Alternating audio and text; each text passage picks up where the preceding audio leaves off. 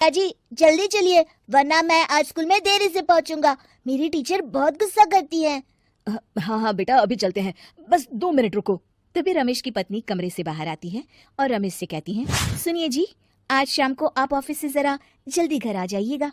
याद है ना, आज आपको मुझे शॉपिंग कराने के लिए लेकर जाना है। अरे भाग्यवान, इस महीने हाथ जरा तंग है।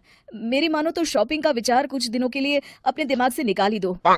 मैं तुम्हें अगले महीने पक्का शॉपिंग कराने ले जाऊंगा। अभी मुझे चलना चाहिए वरना राजू को स्कूल पहुंचने में देर हो जाएगी।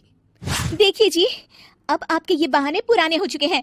मैं कुछ नहीं जानती। आज शाम को मुझे शॉपिंग करने जाना है, मतलब जाना है। आगे आपकी मर्जी। अच्छा ठीक है भाग्यवान, अब तुम पूरा घर सर पर मत उठाओ, मैं कुछ करता हूँ। इतना कहकर रमेश अपने बेटे राजू को लेकर वहां से चला जाता है। घर से निकलने के लिए रमेश जैसे ही अपनी मोटरसाइकिल शुरू करता है, तभी उसकी माँ उसे आवाज देकर कहती है, अरे रमेश, आज शाम को मुझे कुछ पैसे दे देना। याद है ना, मैंने तुझसे कहा था कि मुझे मंदिर में चढ़ावा चढ़ाना है।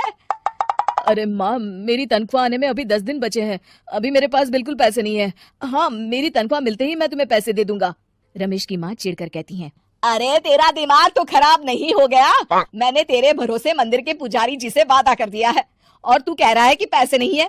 अब मैं पुजारी जी को क्या जवाब दूंगी? तुझे तो मेरी इज्जत की भी कुछ परवाह नहीं है। अच्छा ठीक है माँ, अब तुम गुस्सा मत करो, मैं शाम तक कुछ इंतजाम करता हूँ। इतना कहकर रमेश वहां से चला जाता है।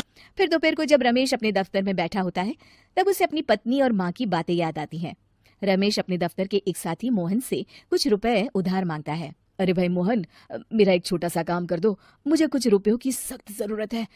मुझे कुछ दिनों के लिए क्या तुम रुपए उधार दे सकते हो? अरे रमेश भाई, मैं तुम्हें पैसे उधार तो दे सकता हूँ, लेकिन मुझे वक्त पर पैसे लौटा देना। वैसे भी मेरा मानना है कि दोस्ती यारी में कभी पैसों का व्यवहार नहीं करना चाहिए। ये कहावत तो तुमने सुनी ही होगी कि उधार प्रेम की कैंची है। मैं नहीं चाहता कि पैसों को लेकर हमारा रिश्ता खराब हो। अरे मोहन, तुम बिल्कुल चिंता मत करो, मैं तुम्हारे पैसे वक्त पर लौटा दूंगा। फिर मोहन रमेश को पैसे दे देता है। शाम को घर आकर रमेश कुछ पैसे अपनी माँ को देता है और साथ ही अपनी पत्नी को भी शॉपिंग कराने बाजार लेकर जाता है। रमेश की पत्नी और उसकी माँ का स्वभाव जरूरत से ज्यादा खर्चीला होने के कारण दोनों हमेशा बेवजह पैसे खर्च करती हैं। फिर एक दिन, सुनिए जी, अगले हफ्ते हमने छुट्टियों में कहीं बाहर जाने का प्लान बनाया था, आपने पैसों का इंतजाम कर लिया ना? अरे अभी कहाँ, अभी तो मेरे पास बिल्कुल पैसे नहीं है, हम कभी और चले जाएंगे। देखिए जी, मैंने सभी सहेलियों से कह दिया है कि मैं बाहर घूमने जा रही हूँ। अगर मैं नहीं गई तो सब मुझ पर हंसेंगी। आप कहीं से भी पैसों का इंतजाम कीजिए जी। इतना कहकर रमेश की पत्नी वहां से चली जाती है। वहीं दूसरी तरफ रमेश की माँ भी तीर्थ यात्रा जाने की जिद करती है और रमेश से पैसे मांगती है। फिर अगले दिन रमेश एक सेठ से पैसे उधार लेकर अपनी पत्नी और बेटे को घुमाने ले जाता है और अपनी माँ को भी तीर्थ यात्रा पर भेज देता है। लेकिन जैसे ही रमेश अपनी छुट्टियां बिताकर वापस आता है, कर्जदार उसका जीना मुश्किल कर देते हैं। इतना ज्यादा कर्ज एक साथ अपने ऊपर देख रमेश काफी परेशान रहने लगता है।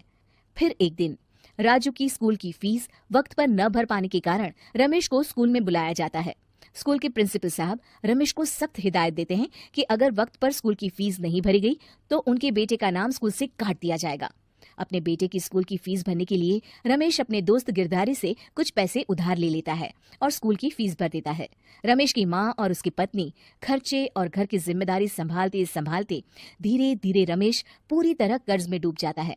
और तभी एक दिन दफ्तर में काम करते समय रमेश की तबीयत अचानक बिगड़ जाती है और वो बेहोश होकर गिर पड़ता है। उसे जल्दी से पास के एक अस्पताल में भर्ती कराया जाता है। रमेश के घर वालों को ये बात पता चल जाती है तो वे सभी अस्पताल पहुंचते हैं। अस्पताल के डॉक्टर साहब उन्हें बताते हैं, देखिए, देर रात तक जागने और जरूरत से ज्यादा काम करने की वजह से इन्हें चक्कर आ गया था। बेहतर यही होगा कि इन्हें कुछ दिनों के लिए पूरी तरह आराम करने दिया जाए। रमेश की हालत देखकर उसके बेटे राजू को बहुत गुस्सा आता है और वो अपनी दादी और माँ से कहता है, माँ, दादी, मैं इतना छोटा हूँ फिर भी मैं इतना समझता हूँ कि पिताजी दिन रात दफ्तर में काम करके पैसे कमाते हैं। पिताजी अकेला पूरा घर संभालते हैं और आप दोनों अपने फिजूल के खर्चों के लिए उन पर दबाव डालते रहते हैं। आज पिताजी की हालत के जिम्मेदार तो आप दोनों हैं। राजू की समझदारी भरी बातें सुनकर रमेश की माँ और पत्नी को अपनी गलती का एहसास होता है और दोनों की आंखों में आंसू आ जाते हैं। फिर कुछ दिनों के बाद रमेश की तबीयत एकदम अच्छी हो जाती है और वो पहले की तरह अपने काम पर जाने लगता है। रमेश की माँ और पत्नी अब उसे किसी प्रकार की कोई तकलीफ नहीं देते और ना ही उससे किसी चीज की मांग करते हैं। फिर देखते ही देखते रमेश अपने कर्ज के सारे पैसे चुका देता है। उसकी जिंदगी पहले की तरह अच्छी हो जाती है और वो अपने परिवार के साथ खुशी खुशी रहने लगता है। शिक्षा, हमारे रिश्ते एक तराजू की तरह होते हैं जिसकी दोनों ओर जिम्मेदारी और समझदारी का वजन बराबर होना चाहिए।